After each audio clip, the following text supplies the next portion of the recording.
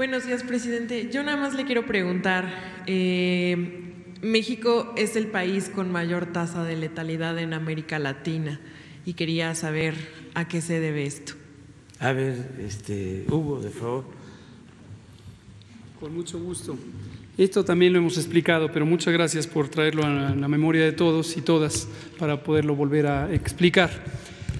La letalidad de caso, como se conoce técnicamente en la epidemiología, es la proporción o porcentaje de personas que mueren, muy desafortunadamente mueren de una enfermedad, en este caso COVID, dividida por el número de personas que tienen la enfermedad COVID, en este mismo caso.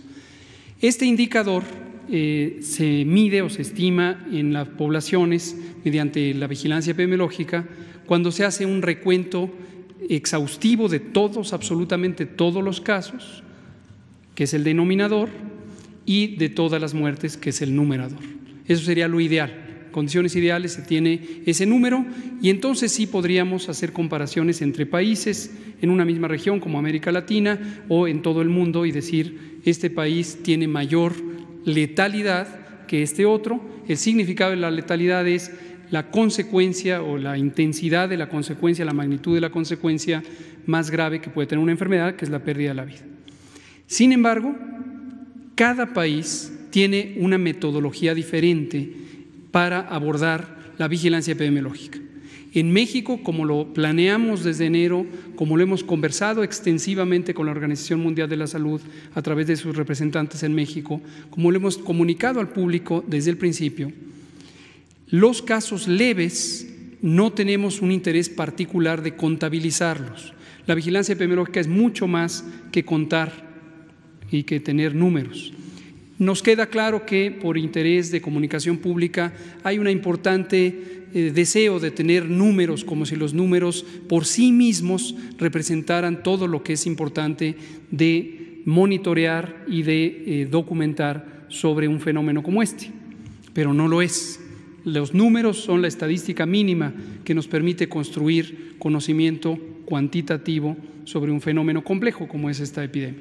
Entonces, en México, los casos graves, de acuerdo con el lineamiento de vigilancia epidemiológica, los casos graves son personas con suficiente alteración como para necesitar hospitalización, se deben contar al 100% y se les deben hacer muestras de laboratorio para el diagnóstico al 100%. Pero los casos leves, desde el inicio hemos seleccionado que no ocurra en el 100%, sino solo en un porcentaje suficiente para reconocer los patrones de propagación de COVID en el territorio nacional y su cambio en el tiempo. ¿Por qué es importantísimo esto? Uno, porque es imposible e inútil intentar contar todos los casos o todos los eventos de un fenómeno masivo. En algún momento hemos usado la palabra inconmensurable, que es el término técnico para referirnos a fenómenos masivos. Esto ocurre en México y en absolutamente todo el mundo, pero nosotros lo decimos explícitamente. Ningún país del mundo cuenta todos sus casos, ninguno, aunque nos parezcan muchos, algunos países que tienen millones, más de 1 millón de casos, pero no son, lejos están de ser todos los casos.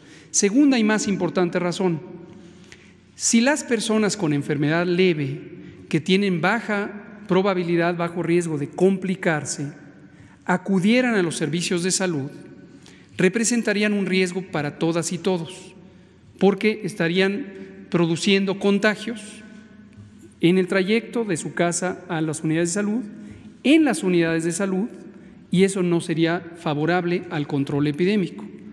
Y además estarían ocupando espacios de atención que obviamente merece todo mundo, absolutamente todo mundo merece atención, pero en términos médicos, en términos del control epidémico, tienen naturalmente prioridad las personas que están complicándose o que tienen alto riesgo de complicarse. Termino con su inquietud, que me parece muy legítima. Si las personas que tienen enfermedad leve, a propósito, deliberadamente y con la intención de disminuir contagios y proteger la salud y salvar vidas, les estamos pidiendo quédense en casa, sería completamente contradictorio que supongamos, México no lo supone así, que estamos contando a todos los casos.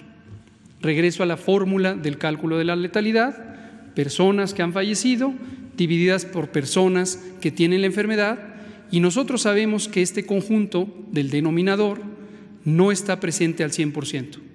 La consecuencia, estamos sobreestimando la letalidad en México, cosa de lo que estamos conscientes, y mientras mantengamos métodos consistentes podemos monitorear si la letalidad cambia o no cambia, a pesar de que sabemos que el número por sí mismo no es comparable técnicamente con ningún otro país. Doctor, aprovechando que está respondiendo estas preguntas, ¿qué cuidados tendría que tomar el presidente en sus giras para evitar los contagios? Estamos trabajando por instrucción del presidente desde hace varios días. Él lo hizo público aquí, que nos ha encomendado al secretario de Salud, a un servidor y a todo el equipo de salud, tomar los mejores elementos de los protocolos técnicos de protección de lo que se conoce técnicamente en el manejo de una pandemia como personal estratégico de interés público. El presidente, desde el punto de vista biológico, es un ser humano como lo somos cualquier otro y tiene las mismas condiciones potenciales de ser afectado por COVID o por cualquier otra condición de salud, de acuerdo a sus características individuales, que son materia de su persona y que las atienden sus médicos particulares que le atienden a él. Desde el punto de vista de la salud pública, que es la instrucción, que lo que estamos trabajando y que es lo que ocupa nuestra responsabilidad, existen distintos protocolos que tienen que ver con el uso de aditamentos de protección en ciertos espacios. Quizá va a salir alguna inquietud sobre el tema del cubrebocas en unos minutos. Sobre la distancia, la sana distancia, esa es una precaución universal para usted, para mí, para todos los que estamos aquí y también para el señor presidente. Es importantísimo mantener la sana distancia. Los eventos públicos que en su momento tendrán que regresar a ser parte de la nueva normalidad se harán con todo cuidado de conservar, como lo estamos conservando en esta misma sala, el aforo restringido de acuerdo a la magnitud del riesgo, y obviamente él continuamente utiliza también en estos momentos alcohol gel, lavado de manos, etcétera, las medidas de precaución. Gracias. Acerca de la primera pregunta, es muy importante, además de la explicación técnica puntual de Hugo, decir que esta es una noticia del periódico Reforma, que está compitiendo con el Universal para ver cuál es más amarillista. Desde luego que no es cierto lo que ellos sostienen, y hay manera de demostrarlo. Es más, lo dejamos de tarea porque son odiosas las comparaciones, más cuando se trata de pérdidas de vidas humanas. Sin embargo, son muy insensatos, confunden las diferencias que tenemos de carácter político, ideológico, con estos asuntos que tienen que ver con la salud de nuestro pueblo y además con los sentimientos de la gente, con las emociones. Entonces están empeñados en crear alarmas, en dar ese tipo de noticias falsas, decir de que México es el primer lugar en letalidad en América Latina es una falsedad. Y nada más, lo único que recomendaría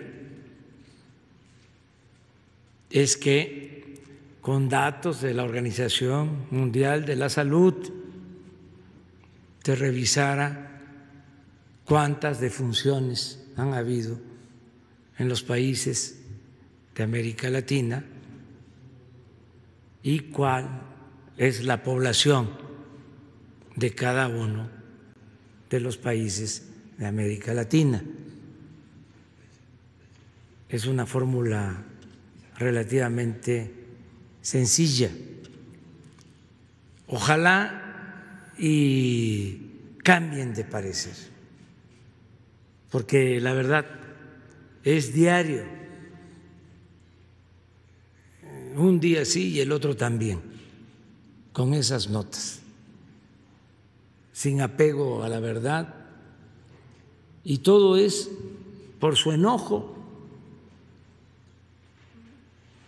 porque les molesta la transformación, quisieran mantener el mismo régimen de corrupción, de injusticias, de privilegios, pero se debe de entender que estamos aquí porque así lo decidió la mayoría de los mexicanos y estamos llevando a cabo una transformación que se anunció desde la campaña. Dijimos, se acaba la corrupción, se destierra la corrupción,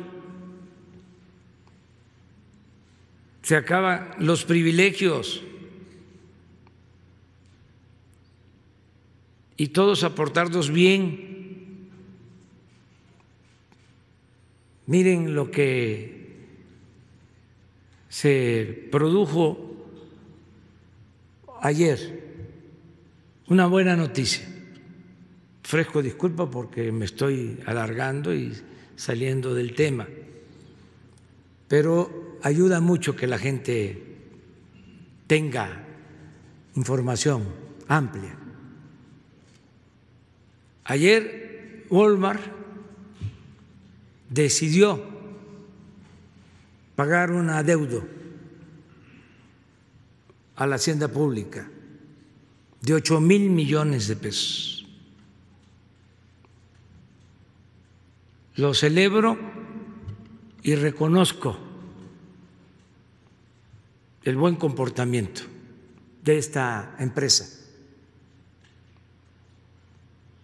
el que hayan aceptado de que tenían esa deuda y que son otros tiempos, que ya no hay condonaciones y que todos tenemos que portarnos bien. Y es de sabios cambiar de opinión, rectificar. No es de gente inteligente el regodearnos con el engaño, no es de gente inteligente el no saber rectificar. Entonces, eso es muy bueno. Todo eso se está dando, como este apoyo, como esta solidaridad. Imagínense lo que significó que mujeres que tenían que dar a luz en hospitales del Seguro Social o del INSABI, ahora estén siendo atendidas, bien atendidas en hospitales privados por un convenio que no tiene fines de lucro. Esto es único, como lo de ayer, y como van a seguir dándose estas manifestaciones de solidaridad. Las empresas de Carlos Slim pagaron por adelantado los impuestos y hay otras empresas también con adeudos que se están poniendo al corriente. Por eso no se nos cae la recaudación, y al no caerse la recaudación pues tenemos dinero para pagar la nómina, para pagarle a los médicos, para pagarle a las enfermeras, para comprar las medicinas, para comprar los ventiladores,